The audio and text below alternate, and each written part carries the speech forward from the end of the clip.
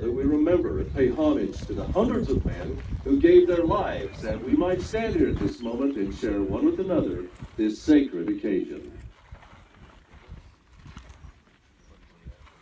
Among those whose presence we are honored to acknowledge at this time include a number of railroad officials from both lines, in addition to those taking part in the ceremony. We are pleased to have reporters from some of America's great newspapers. From the territory of Utah, among other dignitaries present, is Bishop John Sharp, the railroad bishop representing Governor Brigham Young. We also have Mayor Lauren Farr of Ogden. The beautifully uniformed band with its new instruments is from the Mormon 10th Ward in Salt Lake City. Of utmost importance is the telegraph operator who will keep the entire nation informed of these proceedings as they transpire. He is Mr. W.N. Schilling, Western Union operator from the Ogden, Utah office. We also take pride in the presence of the 21st Infantry. They are under the command of Major Milton Cogswell. And now, to lead us in thanks to our Creator, may I introduce a man who has traveled many weary miles to be with us today. He is the Reverend John Todd of Pittsfield, Massachusetts. Reverend Todd. Proclamatory to the country. Bulletin almost ready. Hats off. Prayer is being offered. Our Father and God, and our Father's God, God of creation and God of providence. Thou hast created the heavens and the earth, the valleys and the hills. Thou art also the God of all mercies and blessings.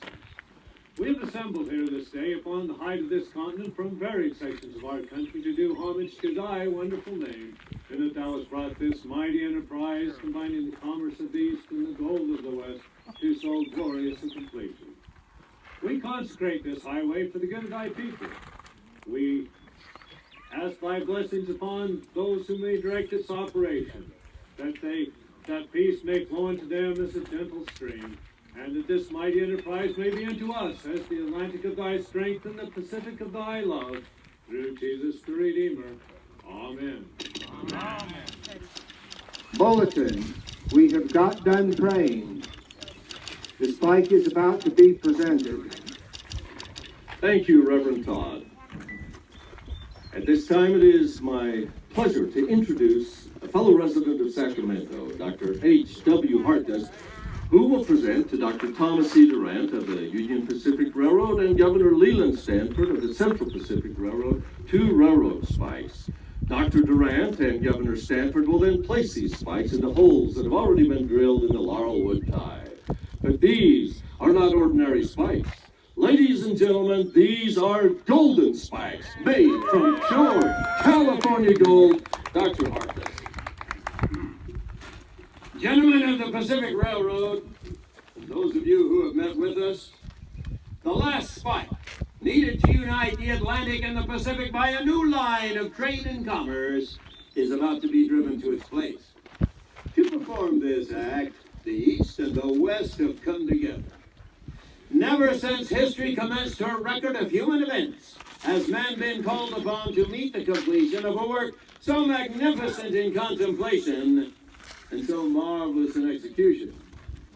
California, within whose borders and by whose citizens the Pacific Railroad was inaugurated, desires to express her appreciation of the vast importance to her and her sister states of the great enterprise which by joint action is about to be consummated. From her mines of gold she has forged this fight. From her laurel wood she has unitized. And by the hands of her citizens, she offers them to become part of this great highway, which is about to unite her in closer fellowship with her sisters of the Atlantic. From her bosom was taken the first soil. Let hers be the last tie and the last spike. Amen. And with them accept the hopes and wishes of her people, that the success of your enterprise will not stop short of its brightest promise. This spike is donated by Mr. Frank Marriott, publisher of the San Francisco Newsletter. In conclusion, I should like to draw your attention to this spike, the gift of David Hughes of San Francisco. On its head is inscribed the last spike. On 3 sides, the names of railroad officials. And on the 4th side, the this sentence. May God continue the unity of our country as this railroad unites the two great oceans of the world. Governor Sanford.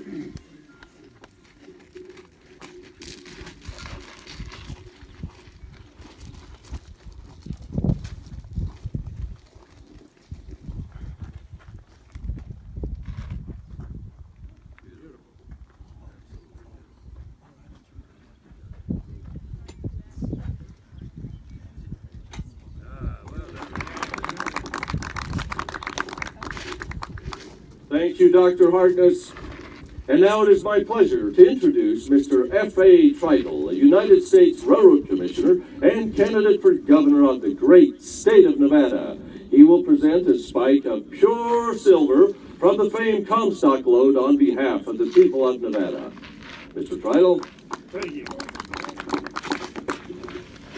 From the iron of the east to the gold of the west, Nevada adds her link of silver to span the continent and wed the oceans.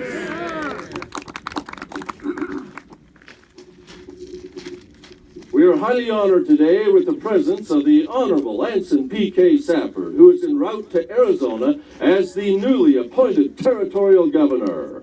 He was kind enough to delay his journey to his new headquarters in order to make a presentation on behalf of the Arizona Territory. Governor Safford.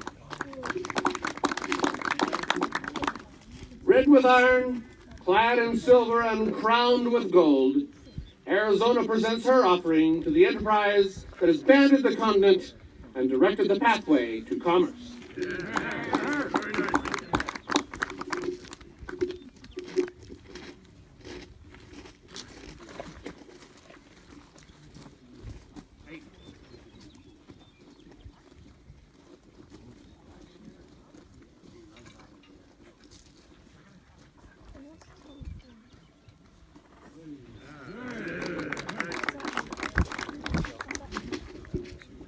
Thank you, Governor Safford, and now, friends, it is not only my duty, but my honor and privilege to introduce a man of vision, a man of courage, a humanitarian, and one who is highly esteemed by those of us who call him our friend. He is a Californian whose farsightedness has contributed in large measure to the success of this great enterprise. Ladies and gentlemen, the President of the Central Pacific Railroad, Governor Leland Stanford.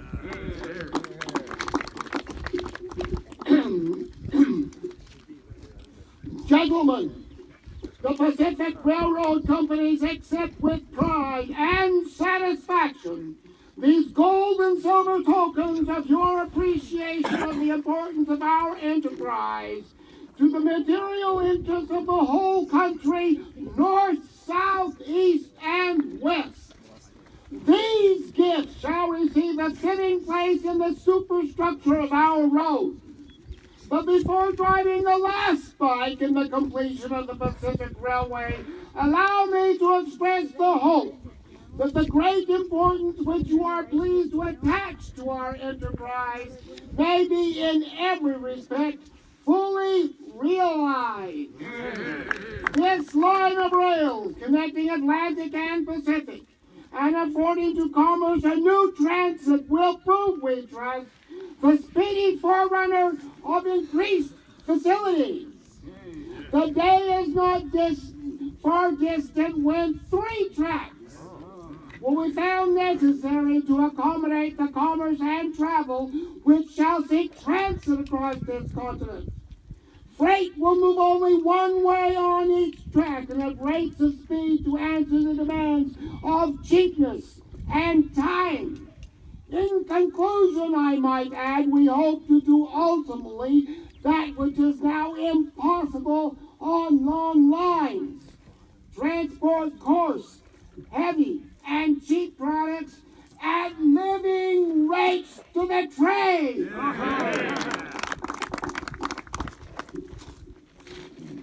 Thank you, Governor Stanford, for your astute and timely remarks.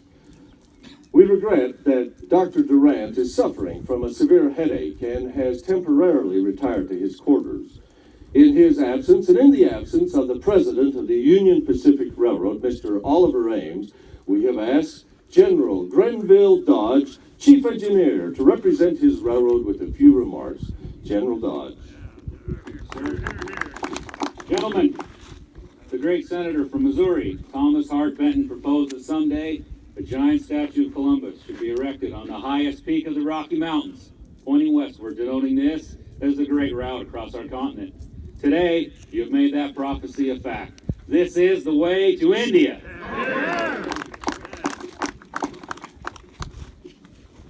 Thank you, General Dodge. Ladies and gentlemen, that moment for which you and the entire nation have been waiting, the driving of the last spike, is at hand. At this time, we wish to commend both railroad companies and their workers for their efficiency and hard work in bringing this monumental undertaking to its successful fruition in a record 6.5 years instead of the 12 years allotted to the venture.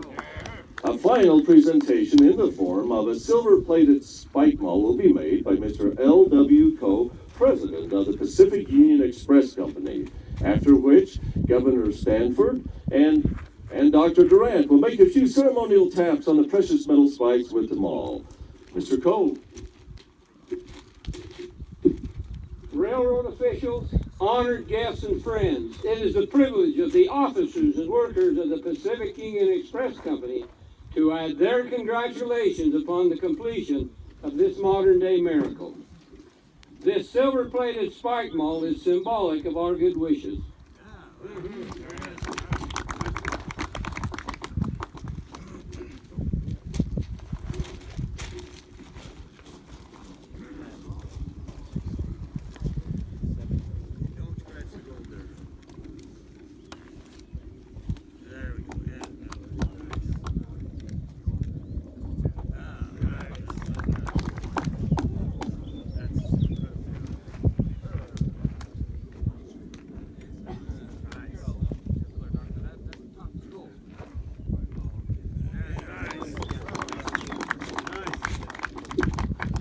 At this point, we should explain that the last spike is a regular iron railroad spike that can be driven with a maul.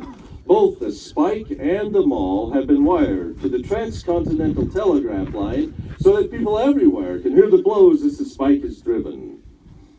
And now, ladies and gentlemen, the moment has arrived. Boston and New Orleans have wired that they are ready and waiting.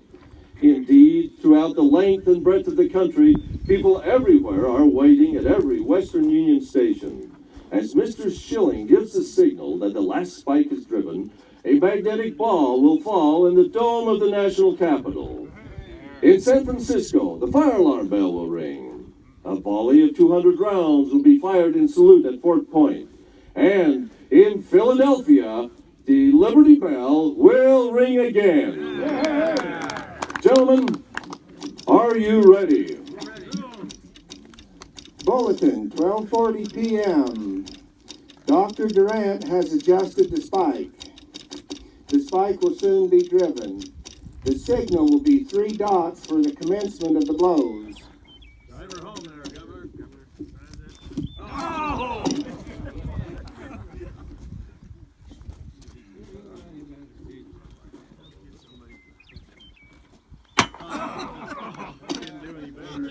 Let's get a real railroad worker up here to finish this railroad. There we go. Okay, then maybe. Bulletin, D, O, N, E, done. Henceforth, there will be but one Pacific Railroad across these United States. The President, Ulysses S. Grant, Washington, D.C. Mr. President, final bulletin. The last rail is laid. The last spike is driven. The Pacific Railroad is completed to a junction 1,086 miles west of the Missouri River and 690 miles east of Sacramento City, California. Gentlemen,